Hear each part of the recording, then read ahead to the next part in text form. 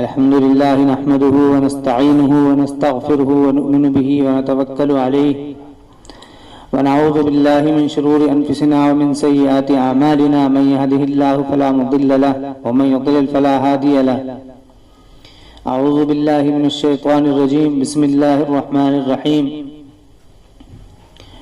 وإن أحد من المشركين استجارك فأجره حتى يسمع كلام الله ثم أبلغه مأمنه وقال تعالى في موضع آخر الشيطان يعدكم الفقر ويأمركم بالسوء والفحشاء وقال تعالى ولا يأتل أولي الفضل منكم والسعة أن يؤتوا أولي القربى والمساكين إلى آخر الحديث إلى آخر الآية صدق الله مولانا العظيم وقال النبي صلى الله عليه وسلم من كان سخيا أخذ بغصن إلى آخر الحديث.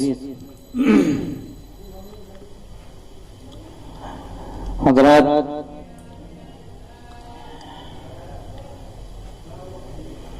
جیسا کہ یہ سبھی لوگوں کے سامنے بات ظاہر ہے کہ جو حالات اس وقت میں سارے دنیا کے اندر ہیں، ایک بیماری اور ایک پریشانی کہ جس کی وجہ سے لوگ گھر سے بے گھر ہو چکے ہیں اور در سے بے در ہو چکے ہیں،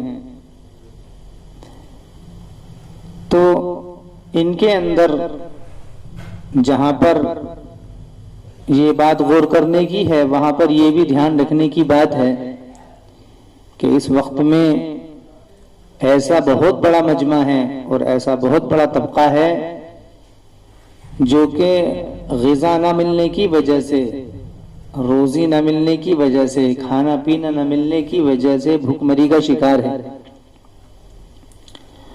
روزانہ کچھ نہ کچھ دیکھنے کو اور سننے کو ملتا رہتا ہے، تو لوگ جو ہیں کھانے کو لے کر کے اور غذا کو لے کر کے بڑے پریشان ہیں۔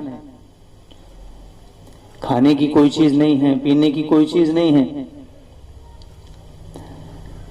تو ایسی حالت میں اور ایسے لوگوں کے تعلق سے اسلام کا کیا نظریہ ہے اور اسلام ایسے وقت میں کیا توجہ دلاتا ہے؟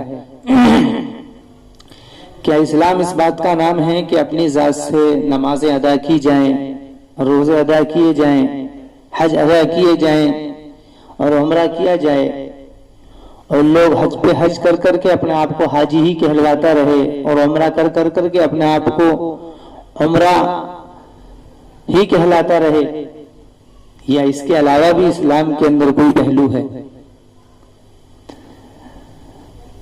دیکھیے، اسلام کے اندر علماء نے اسلام کو 5 شعبوں کے اوپر بانٹا ہے۔ ان میں سے ایک عقائد ہے، دوسرا عبادات ہیں، ایمانیات، عبادات، معاملات، معاشرات، اخلاقیات۔ تو اس کے اندر 3 جو بڑے بڑے چیزیں ہیں جو بات کی ہیں، معاملات، معاشرات، اخلاقیات، وہ ساری کی ساری لوگوں سے ہی متعلق ہیں۔ اور ان کے اندر ایک جو چوتھے نمبر کی چیز ہے معاشرت، اس کے اندر یہ چیزیں آتی ہیں کہ مسلمان اپنی زندگی کیسے گزارے۔ عبادت کے اندر تو عبادت کیسے کرے گا وہ ایک طرف ہو گئی، لیکن جب وہ ماحول کے اندر رہے گا اور معاشرے کے اندر رہے گا اور لوگوں کے درمیان رہے گا تو اس کی زندگی کے گزارنے کا طریقہ کیا ہوگا، اس کے اوپر کیا حقوق ہیں۔ حقوق کے اندر سب سے بڑا حق والدین، اس کے بعد میں پھر رشتہ دار، اس کے بعد میں پھر پڑوس۔ تو اس وقت میں اس کے اوپر کیا حق ہے اور زندگی کیسے گزارے گا، وہ معاشرت کی لائن سے آتے ہیں۔ تو یہ بات غور کرنے کی ہے کہ اللہ رب العزت نے حقوق العباد کی لائن سے دین کے جو بنیادی شعبے ہیں ان شعبوں کے اندر زکوٰۃ کو فرض قرار دیا ہے۔ دوسرے مذاہب کے اندر یا پھر دوسرے ادیان کے اندر لوگوں پر جو خرچ کرنے کا طریقہ ہے اور لوگوں پر جو خرچ کرنا ہے وہ ان کے اپنی مرضی کے مطابق ہے کہ ان کی مرضی ہو تو وہ خرچ کریں اور اگر ان کی مرضی نہیں ہے تو وہ نہ خرچ کریں. البتہ انسانیت اس بات کو نہیں سمجھتی ہے کہ بھوکوں کو دیکھ کر کے چھوڑ دیا جائے، بلکہ انسانیت اس کا تقاضا کرتی ہے کہ ان پر خرچ کیا جائے. تو بات شریعت کی چل رہی ہے ابھی فی الحال. تو شریعت کے اندر اگر ہم دیکھتے ہیں تو ایک بنیادی عمل اور بنیادی فریضہ جس کو زکوٰۃ کہا جاتا ہے، اللہ رب العزت نے مالداروں کے مالوں کے اندر ایک تو زکوٰۃ فرض کی ہے اور دوسرے زکوٰۃ سے آگے بڑھ کر کے غریبوں کا حق ہے مالداروں کے مال کے اندر. اب مالدار کس کو کہتے ہیں؟ مالدار اس کو نہیں کہتے ہیں جس کو معاشرہ مالدار کہتا ہے. مالدار وہ نہیں ہے، بلکہ مالدار وہ ہے جس کو شریعت نے مالدار کہا ہے. اور وہ کون ہے؟ وہ ہے کہ جس کے پاس میں 25,000 روپے ضرورت سے زائد یا 25,000 روپے اس کے پاس میں ہوں، وہ شریعت کی نظر میں مالدار ہے. جس کے پاس میں 25,000 روپے ہوں، یا تو نقدی ہو یا پھر اس کے زیورات ہو، وہ آدمی مالدار ہے. تو ایسا شاید اگر اس نظریے سے دیکھا جائے تو 100 میں سے شاید 1% یا 1% وہ مجمع بچتا ہے جو کہ مالدار نہ ہو، ورنہ 99% لوگ مالدار ہیں. اور یہی مالداری ہے. معاشرہ جس کو طے کرے مالدار یا معاشرہ جس کو غریب طے کرے، وہ غریب اور مالدار نہیں ہوتا ہے، بلکہ شریعت نے جس کو مالدار طے کیا ہے اور غریب طے کیا ہے وہ مالدار اور وہ غریب ہے. معاشرہ غریب اس کو طے کرتا ہے جو کہ لوگ در بدر سوال کرنے کے یا در بدر مانگنے کے عادی ہیں. معاشرہ اس کو غریب طے کرتا ہے.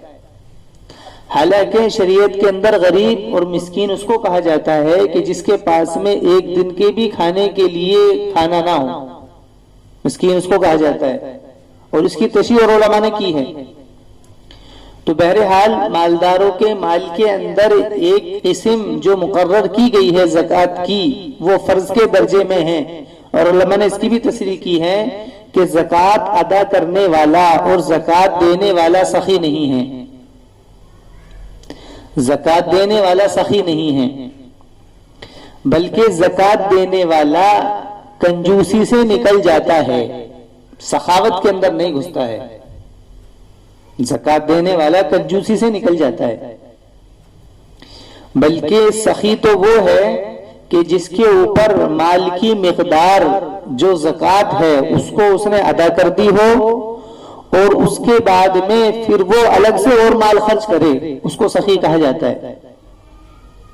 بلکہ یہ بات بھی سمجھنے کی ہے کہ اسلام کے اندر زکوٰۃ لوگوں کی مدد کرنے کا راستہ نہیں ہے.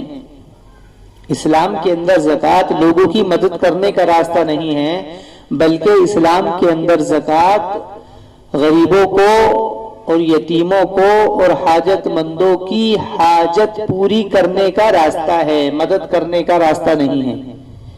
بلکہ مدد کرنے کا راستہ اور تعاون کرنے کا راستہ وہ زکوٰۃ دینے کے بعد میں جو مال پاک ہو چکا ہے اس پاک مال کے ذریعے سے ان کے اوپر خرچ کرنا، اس کو سخاوت کہا جاتا ہے، اس کو تعاون کہا جاتا ہے. اس کو تعاون کہا جاتا ہے. کیوں؟ اس لیے کہ زکوٰۃ تو شریعت نے مقرر کی ہے، وہ تو آپ کو دینی ہی ہے. اس کے اندر تو کوئی حصہ ہی نہیں رہتا ہے کہ آپ اس کو روکو. ہاں، اس کو روکو. اس لیے زکوٰۃ دینے کی وجہ سے آدمی مال کی وجہ سے جو عذاب آئیں گے ان عذابوں سے تو بچ سکتا ہے، لیکن خرچ کرنے کے اوپر جو فضائل ہیں ان فضائل کو نہیں پا سکتا ہے. زکوٰۃ کی دینے کی وجہ سے آدمی مال کے اوپر آنے والے عذاب اور مال کی وجہ سے جو عذاب آئے گا کہ جس کے اندر ذلت کے طور پر اس کے گلے کے اندر ہار پہنایا جائے گا سانپ کا، اور وہ اس کو ذلیل کرنے کے لیے ہوگا، ورنہ عذاب تو جہنم میں ہوگا. تو اس لیے مال کے اوپر جو عذاب ہے وہ جہنم میں ہیں اور سارے عذاب جہنم کے اندر ہیں، لیکن خرچ نہ کرنے کی وجہ سے، یعنی زکوٰۃ نہ دینے کی وجہ سے جہنم سے پہلے جو عذاب ہوگا وہ بطور عذاب نہیں ہوگا بلکہ اس کو ذلیل کرنے کے لیے ہوگا۔ مثلا سانپ کا ہار بنا کر کے گلے کے اندر ڈالا جانا، وہ اس کو ذلیل کرنے کے لیے ہوگا، کہ جیسے دنیا کے اندر مالداری کی وجہ سے اس کے گلے کے اندر ہار ڈالا جاتا تھا، اسی طریقے سے آج اس کو مال نہ خرچ کرنے کی وجہ سے دنیا میں آج اس کے اوپر ذلیل کرنے کے لیے اس کے گلے کے اندر سانپ کا ہار ڈالا جا رہا ہے۔ تو بات یہ چل رہی تھی کہ زکوٰۃ دینے کی وجہ سے آدمی مال کی وجہ سے جو عذاب ہیں اس سے بچ سکتا ہے، لیکن سخاوت کے جو فضائل ہیں اس کو حاصل نہیں کر سکتا۔ زکوٰۃ دینے والا زکوٰۃ سے کنجوسی سے نکل سکتا ہے، لیکن سخاوت کے اندر نہیں داخل ہو سکتا ہے۔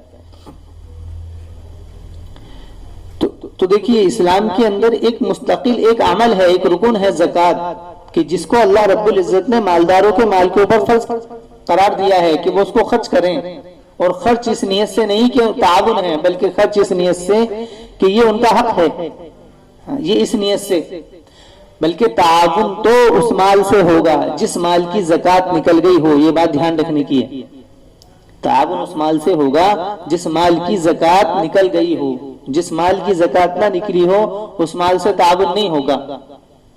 تعاون اس مال سے ہوگا جس کی زکوٰۃ نکل گئی ہو یا جس کی زکوٰۃ نکالنے کا ارادہ ہو آگے کچھ وقت کے بعد میں، تو تعاون اس مال سے ہوگا، تو تعاون اس مال سے ہوگا۔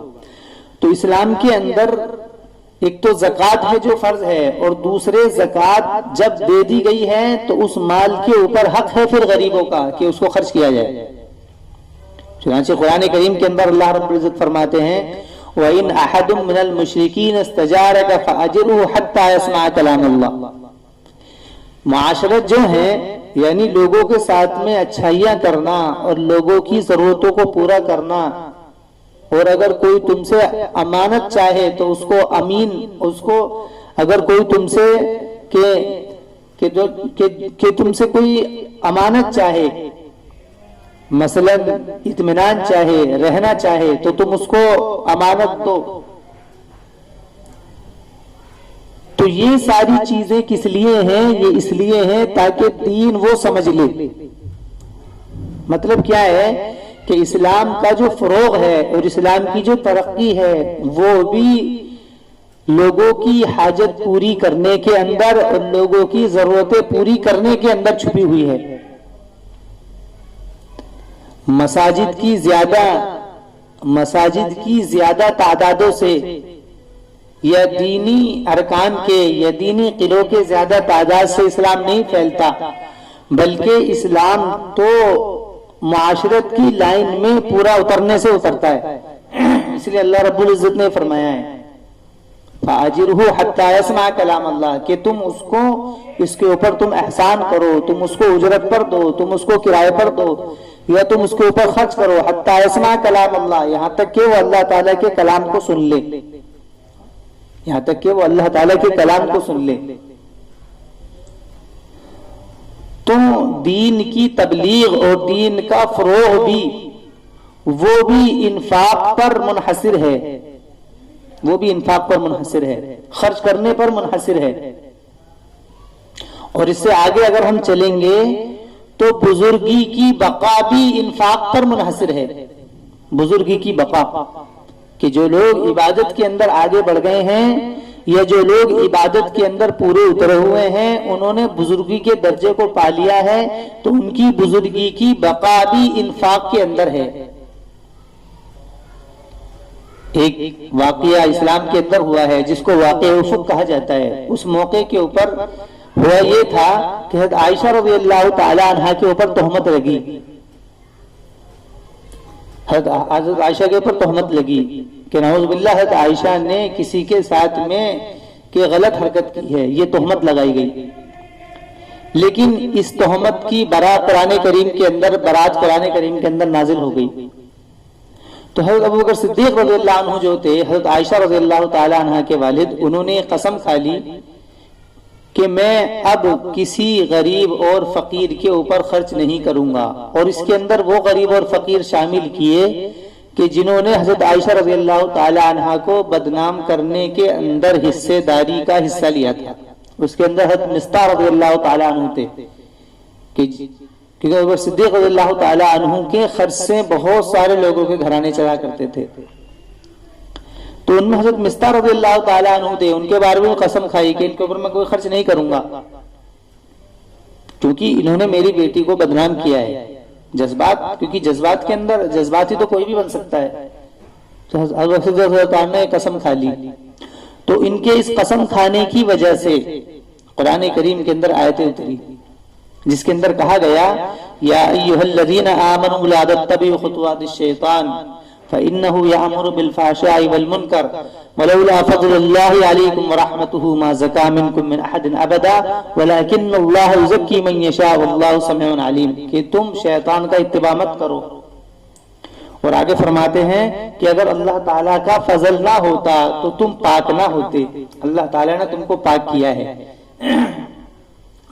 اس کے اندر سب لوگ عام تھے، کیونکہ خطاب جو ہے ایمان والے کو ہے کہ اگر اللہ تعالیٰ کا فضل نہ ہوتا تو تم پاک نہ ہوتے۔ یعنی یوں مت سمجھو کہ جن لوگوں نے بدنام کیا ہے ایک تو وہ طبقہ اور ایک وہ طبقہ کہ جنہوں نے بدنام نہیں کیا ہے، ان دونوں طبقے کو یعنی گنہگار اور بے گنہگار ان کو جو پاک کیا ہے یہ اللہ تعالیٰ نے پاک کیا ہے، کیونکہ خطاب ایمان والوں سے ہے۔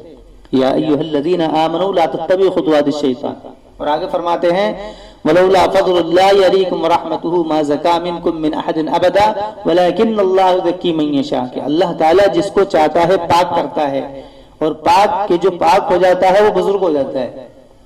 تزکیہ نفس کہ جس کو صوفیاء کرام خانقاہوں کے اندر کراتے ہیں ذکر اللہ کے ذریعے سے، تو ولکن اللہ یزکی من یشاء، تو اللہ تعالیٰ جس کو چاہے پاک کرے، کہ اللہ تعالیٰ کا فضل ہے۔ اس کے بعد میں فوراً حضرت بکر صدیق رضی اللہ تعالیٰ عنہ کی طرف سے آیت آئی وَلَا يَأْتَلِ أُولِي الْفَضْلِ مِنْكُمْ وَالسَّعَةِ أَن يُؤْتُوا أُولِي الْقُرْبَى، کہ وہ لوگ کہ جن کے اوپر مال ہے، جن کے پاس مال ہے، کہ وہ قسم نہ کھائیں اس بات کی کہ وہ غریبوں کے اوپر اور فقیروں کے اوپر مسکینوں کے اوپر خرچ نہ کریں، وہ اس کے اوپر قسم نہ کھائیں۔ مطلب کیا تھا؟ مطلب یہ تھا کہ بزرگی تو ہم نے دی ہے اور پاک تو ہم نے کیا ہے۔ اب اگر کسی سے کوئی غلطی ہو گئی ہے تو پاک تو ہم نے کیا ہے، تو تم اپنی اس بزرگی کو اور اپنی اس تزکیہ نفس کو برباد مت کرو، جذبات میں آ کر کے اس کو برباد مت کرو، اس کو ختم نہ کرو، بلکہ خرچ کرتے رہو۔ اور اس کی دلیل ہے، آگے فرمایا وَلْيَعْفُوا وَلْيَصْفَحُوا أَلَا تُحِبُّونَ أَن يَغْفِرَ اللَّهُ لَكُمْ، آگے فرمایا کہ خرچ بھی کرو اور معاف بھی کرو اور بھول بھی جاؤ، یہ دو باتیں ہیں۔ بلکہ جو لوگ بزرگوں کے بزرگیت کے درجے پر ہیں ان کو تو زیادہ تاکید ہے کہ وہ خرچ بھی کریں اور کسی سے غلطی ہو جائے تو اس کو معاف بھی کریں اور بھول بھی جائیں۔ پھر فرماتے ہیں الا تحبون ان یغفر اللہ لکم، کیا تم نہیں چاہتے ہو کہ اللہ تعالیٰ تمہاری مغفرت کر دیں؟ اس لیے کہ تزکیہ نفس کا جو نتیجہ ہے وہ یہی ہے کہ اللہ تعالیٰ معاف کر دے اور اللہ تعالیٰ کی نظروں میں پاک صاف ہو جائے بالکل۔ تو بزرگیت کی بقا کے لیے انفاق ہے کہ لوگوں پر خرچ کیا جائے، اور اسلام کے فروغ کے لیے بھی خرچ ہے، اسلام کے فروغ کے لیے بھی معاشرت کے اندر اترنا ہے۔ تو آپ غور کریں کہ جب اسلام کی بڑے بڑے اعمال تبلیغ دین یا انسان کا عبادت کے اعلیٰ درجے پر ہو جانا، بزرگ ہو جانا، کہ ان کی بقا اور ان کا فروغ بھی معاشرت کی لائن میں برا اترنے پر ہے، تو جو عام لوگ ہیں ان کے لیے تو ان کے اوپر کتنا زیادہ اس کا معاملہ ہوگا۔ تو اسلام کے اندر یہ ایک باقاعدہ ایک ہی عمل ہے کہ جس کو کرنا پڑے گا، اور اس کے بعد میں حضرت نبی اکرم علیہ الصلوۃ والسلام نے ایک حدیث کے اندر ارشاد فرمایا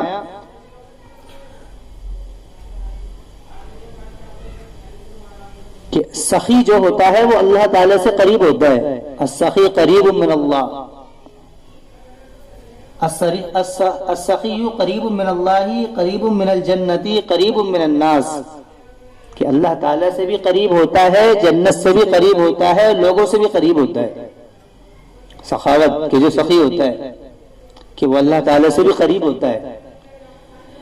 دیکھیے اسلام کے اندر جو اعمال ہیں ان اعمال کے اندر بندہ تنہا ہے۔ مثلا نماز ہے، اس کے اندر بندہ تنہا ہے، اللہ تعالیٰ نماز نہیں پڑھتے، اللہ تعالیٰ روزہ نہیں رکھتے، اللہ تعالیٰ حج نہیں کرتے، لیکن جو خرچ کرنے کا معاملہ ہے اس کے اندر بندہ اور اللہ تعالیٰ مشترک ہے۔ یہ غور کرنے کی بات ہے، اس لیے کہ اللہ تعالیٰ بھی سخاوت کرتے ہیں، بندہ بھی سخاوت کرتا ہے، تو یہ ایک ایسا عمل ہے کہ جس کے اندر بندہ اللہ تعالیٰ سے عمل میں جڑا ہوا ہے۔ وہ الگ بات ہے کہ اللہ تعالیٰ کی سخاوت اللہ تعالیٰ کے عہدے اور مقام کے اعتبار سے ہوتی ہے، اور انسانوں کی سخاوت اس کے اپنے اعتبار سے ہوتی ہے، یہ الگ بات ہے، لیکن عمل میں مشترک ہے۔ تو اس لیے سخی جو ہوتا ہے وہ اللہ تعالیٰ سے قریب ہوتا ہے، سخی اللہ تعالیٰ سے قریب ہوتا ہے، جنت سے قریب ہوتا ہے، جنت سے یعنی اس کا جنت کے اندر داخلہ طے ہے، اور لوگوں سے قریب ہوتا ہے، لوگ بھی اس سے ملے ہوئے رہتے ہیں، اور جہنم سے دور ہوتا ہے۔ فرمایا کہ کنجوس جو ہے وہ اللہ تعالیٰ سے دور ہوتا ہے، جنت سے دور ہوتا ہے، لوگوں سے دور ہوتا ہے، جہنم سے قریب ہوتا ہے۔ اس لیے کہ سخاوت ایک پیڑ ہے کہ جس کی شاخیں جنت تک پہنچ رہی ہیں، کہ جو آدمی سخاوت شروع کر دیتا ہے تو اللہ تعالیٰ اس کو جنت میں پہنچا ہی دیتے ہیں۔ مطلب کیا ہے؟ مطلب یہ ہے کہ سخاوت ایک ایسا عمل ہے کہ جس کے کرنے کی وجہ سے بندے کے اندر اور اعمال کا شوق اور جذبہ اللہ تعالیٰ پیدا کر دیتے ہیں۔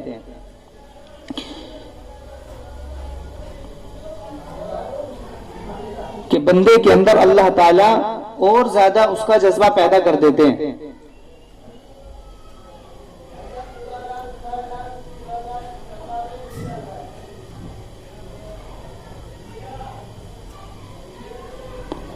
اور ایک روایت کے اندر رسول اکرم علیہ الصلوۃ والسلام نے ارشاد فرمایا کہ جاہل سخی اللہ تعالی کے نزدیک بخیل عالم سے بہتر ہے۔